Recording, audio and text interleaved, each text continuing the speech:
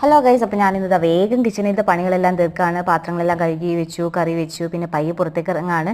വേറെ ഒന്നല്ല, കുറേ നാളായി റീൽസൊക്കെ കാണുമ്പോൾ ഒരു കൊക്കുടമ ഉണ്ടാക്കാം, നമുക്ക് എന്തുകൊണ്ട് ട്രൈ ചെയ്തുകൂടാന്ന് വിചാരിച്ചിട്ട് അപ്പോൾ കൊക്കുടമ ഉണ്ടാക്കാൻ പോവുകയാണ്. അപ്പോൾ അതിനായിട്ട് തേങ്ങ പൊതിച്ച് ചകിരി എടുത്ത് വെച്ചിട്ടുണ്ടായിരുന്നു. അത് കുറച്ച് നേരം വെള്ളത്തിൽ കുതിർത്ത് വെച്ചു. ശേഷം ചകിരിച്ചോറ് സെപ്പറേറ്റ് ചെയ്തു. അപ്പോൾ വെള്ളത്തിൽ കുതിർത്ത് വെച്ച കാരണം കൊണ്ട് അധികം പുറത്തേക്കൊന്നും പോകാണ്ട് കറക്റ്റ് അതിലോട്ട് തന്നെ വീണു.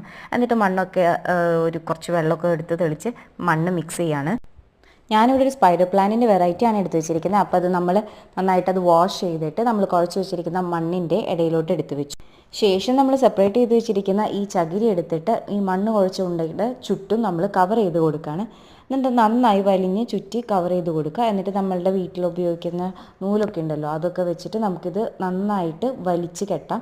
നൂലില്ലെങ്കിൽ നിങ്ങൾക്ക് വേണമെങ്കിൽ ചാക്കുചരടോ അങ്ങനെ നല്ല കളർഫുൾ ആയിട്ടുള്ള എന്തെങ്കിലും എടുത്ത് നമുക്കത് നമ്മുടെ ഇഷ്ടത്തിനനുസരിച്ച് അത് ചുറ്റി ചുറ്റി കൊടുക്കാം. പിന്നെ അത് എങ്ങോട്ടെങ്കിലും സ്പ്രെഡ് ചെയ്തിരിക്കുന്ന പുറത്തേക്ക് വന്നിരിക്കുന്ന ചകിരിയുടെ ഞാരുകളൊക്കെ ഉണ്ടെങ്കിൽ നമുക്കത് കട്ട് ചെയ്ത് കൊടുക്കാം. ഇതൊക്കെ കണ്ടില്ല, ഇപ്പോൾ ഏകദേശം കൊക്കോഡമൊക്കെ ആയിട്ടുണ്ട്. എന്നിട്ട് ഞാൻ അത് നനച്ച് കൊടുക്കുകയാണ്. സ്പ്രേ ചെയ്ത് കൊടുത്താലും മതി. അപ്പോൾ നമ്മൾ നോക്കിയ കൊക്കോഡമ റെഡി ആയിട്ടുണ്ട്. അപ്പോൾ നിങ്ങൾ ഇതുപോലെ ഒന്ന് ട്രൈ ചെയ്ത് നോക്കാം.